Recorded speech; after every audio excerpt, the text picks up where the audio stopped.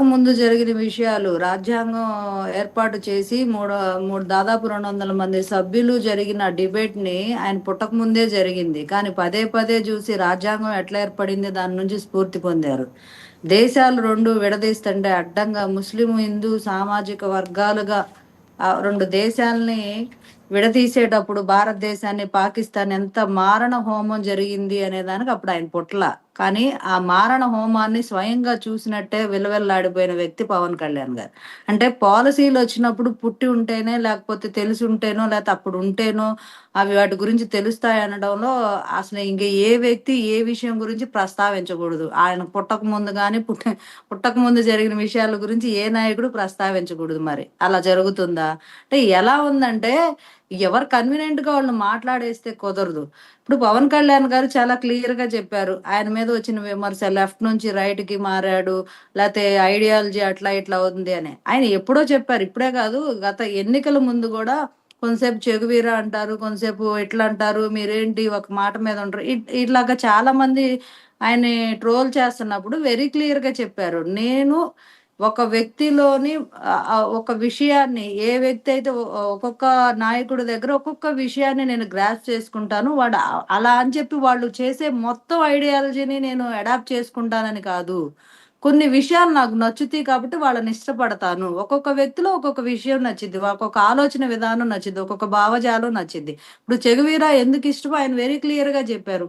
The prevention is better than cure అనేది ఒక్క కొటేషన్‌తో ఆయన చేసిన ఒక యుద్ధాన్ని, ఒక యోధుడిలాగా ఆయన చేసిన దాన్ని ఆయన ఇష్టపడ్డారు. అంత మాత్రానికే 'చెగువీర' చేసే అన్ని విషయాలను ఇష్టపడతారని గాదు. ఒక ఐడియాలజీ ఆయనకు నచ్చింది కాబట్టి ఒక్కొక్క వ్యక్తిని పిక్ చేసుకుంటూ ఒక హంసలాగా హంస ఎంత పాలల్లో ఉన్న పాలు మాత్రమే గ్రహించి నీళ్ళని ఎట్లా వదిలేస్తదో, ఒక్కొక్క నాయకుడిలో ఉన్న కొన్ని మంచి విషయాల్ని ఆయన తీసుకొని ఏకత్వాన్ని, మిగతా విషయాలను వదిలేసే ఒక రకమైన ఐడియాలజీ తోటి పవన్ కళ్యాణ్ గారు ఒక రూపాంతరం చెందిన నాయకుడిగా ఎదిగారు. అంతేగాని లెఫ్ట్ వాళ్ళు లెఫ్ట్‌నే ఫాలో అవ్వాలి, రైట్ వాళ్ళు రైట్‌నే ఫాలో అవ్వాలి, కమ్యూనిస్టులు కమ్యూనిస్ట్ వాళ్ళు ఏది రుద్దితే అదే మనం ఫాలో అవ్వాలని బ్లైండ్‌గా వెళ్ళే జనరేషన్ పోయింది. ఇప్పుడు అంతకు ముందులాగా ఇది కమ్యూనిస్టులు కదా మాట్లాడాలి, కమ్యూనిస్టులు ఇట్లానే ఉంటారు కదా, ఇలా క్యాపిటలిస్ట్ ఇప్పుడు చెప్పారు కదా, కమ్యూనిస్ట్ కూడా క్యాపిటలిస్ట్ అవ్వకూడదని ఏం రూల్ లేదు ఇప్పుడు. సో ఇట్లాంటి విషయాలు వచ్చినప్పుడు ఆయన్ని రైట్. ఆయన మొత్తానికి చేంజ్ ఏంటంటే ఆయన ఆయనకి నాలెడ్జ్ డిఎంకే లేదు, డిఎంకే ఆయనకి లీడర్ గుండెల్లో లేడు. ఫిరంగులు రెండు మోగిస్తున్నాడు. భాషల వచ్చిన గురించి సమస్య అది. మాట్లాడుతున్నారు. వాళ్ళు హిందీ వద్దు, హిందీ మాధ్యమమే వద్దు, లేదా హిందీ సబ్జెక్టే వద్దు అనే అది తప్పు అంటున్నారు పవన్ కళ్యాణ్. ఇప్పుడు తమిళనాడు ప్రజలు వేరే రాష్ట్రాలకి, నార్త్ ఇండియన్ రాష్ట్రాలకు వెళ్తారు, హిందీ నేర్చుకోకుండా వెళ్తారు. వాళ్ళ లాంగ్వేజ్ మాత్రమే నేర్చుకొని వెళ్తే కొంతమందికి ఇంగ్లీష్ రానోళ్ళు ఉంటారు. ఇప్పుడు వాళ్ళు ఏం మరి వాళ్ళు ఎలా చేస్తున్నారంటే, కమ్యూనికేట్ అవుతారు? శివపార్వతి గారు ఒక్క నిమిషం, వాళ్ళు ఏం చేస్తున్నారంటే పవన్ కళ్యాణ్ గారు అప్పట్లో మాట్లాడినవి ఆ క్లిప్పింగ్స్ అన్నీ పెడుతున్నారు. హిందీ గో బ్యాక్ అన్నారు. అది ఒకసారి అది కూడా చూద్దాం. వాళ్ళే డిఎంకే వాళ్ళే ఎక్కువ మొత్తం ట్రోల్ చేస్తుంది. ఒకసారి చూద్దాం. అంటే దాంతోపాటు అండి, మనం ఒకసారి పిఠాపురం వెళ్దాం. పిఠాపురంలో పెండెన్ దొరబాబు ఎంట్రీ తోటి మొత్తానికి ఒక క్లమ్జీ అట్మాస్ఫియర్ ప్రివేల్ అయింది. కొంచెం వర్మ గారికి సఫకేషన్ మొదలైంది. వర్మకి చెక్ పెట్టడం కోసమే నాగబాబుని పూర్తి స్థాయిలో అక్కడ ఇన్ఛార్జిగా నియమించబోతున్నారు.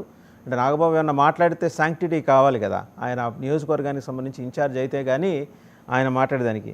ఎందుకంటే ఇప్పుడు వర్మ వ్యవహారం అది పూర్తిగా టీడీపీ అంతర్గత వ్యవహారం కదా. వర్మ మీద ఎందుకు అంత ఫోకస్ పెడుతున్నారు? పెండెన్ దొరబాబుకి రెండు ముందర పవన్ కళ్యాణ్ గారు మాట్లాడి చూసి ఆ సబ్జెక్ట్లోకి వెళ్దాం. మోడీ గారు దుర్మార్గులు అనుకుందాం, భారతీయ జనతా పార్టీ దుర్మార్గులు అనుకుందాం.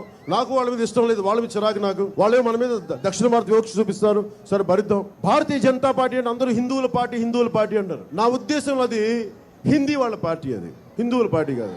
మేము అర్థం చేసుకుంటాం భాషల్ని, హిందీని ప్రేమిస్తాం, కానీ హిందీని మా మీద రుద్దుతానంటే ఎట్లా? హిందీని మీరు రుద్దుతున్నారు, సౌత్లో దక్షిణాదిని అంటారు. మన తమిళనాడులో తమిళ్ హిందీ రాకూడదు అంటుంటే అన్ని దేశ భాషలే కదా. అంటే మాట్లాడితే సంస్కృతాన్ని తిడతారు, హిందీని మీరు రుద్దుతున్నారు, సౌత్లో దక్షిణాదిని అంటారు. అన్ని దేశ భాషలే కదా. మన తమిళనాడులో తమిళ్ హిందీ రాకూడదు అంటుంటే నాకు అనిపించింది మనసులో ఒకటే, అప్పుడు తమిళ సినిమాలను హిందీలో డబ్ చేయకండి. డబ్బులేమో హిందీ నుంచి కావాలి, ఉత్తరప్రదేశ్ నుంచి డబ్బులు కావాలి, కానీ హిందీని ద్వేషిస్తానంటే ఎట్లా? ఇవన్నీ మారాలి కదా. సో అది వాసు గారు హిందీ మాత్రమే ఉండాలి అనే దానికి ఆయన తప్పు పట్టారు. కరెక్టే కదా. అప్పుడు కొంతమంది నేతలు అన్ని చోట్ల హిందీయే ప్రాధాన్యతగా ఉండాలి, హిందీ ప్రాధాన్యత మీద అన్ని జరుగుతాయి అన్నది ఆ విషయాన్ని ఆయన తప్పు పట్టారు. అలాగే ఇప్పుడు అసలు హిందీయే వద్దు తమిళే కావాలి అన్నదాన్ని కూడా తప్పు పడుతున్నారు. అన్నీ ఉండాలి, అందులో మనం ఉండాలి, కానీ మనం మాత్రమే ఉండాలి, ఈ ఉండే వాటి వేలేయండి వీటిని వేలేయండి ఇంతవరకే ఉందాం ఇంతవరకే చేద్దాం అనే సంకుచిత ఆలోచనకు ఆయనకు వ్యతిరేకం. సరే, ఐ అంతేగాని అప్రిషియేట్ దాన్ని యువర్ అప్పుడు అలా జస్టిఫికేషన్ అన్నారు కదా, కానివ్వండి. హిందీ వద్దన్నారంటే హిందీ మొత్తం వద్దని కాదు, హిందీ మాత్రమే ఉండాలి అనే విషయానికి ఆయన వ్యతిరేకం.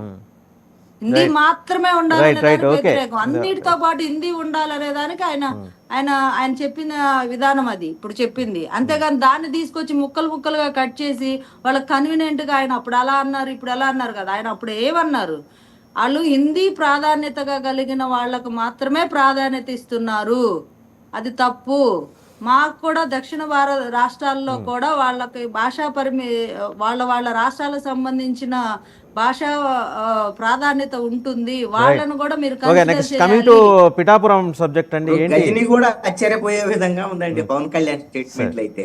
సమర్థింపు శివపార్వతి గారి సమర్థింపు సరే కూడా అలానే ఆవిడ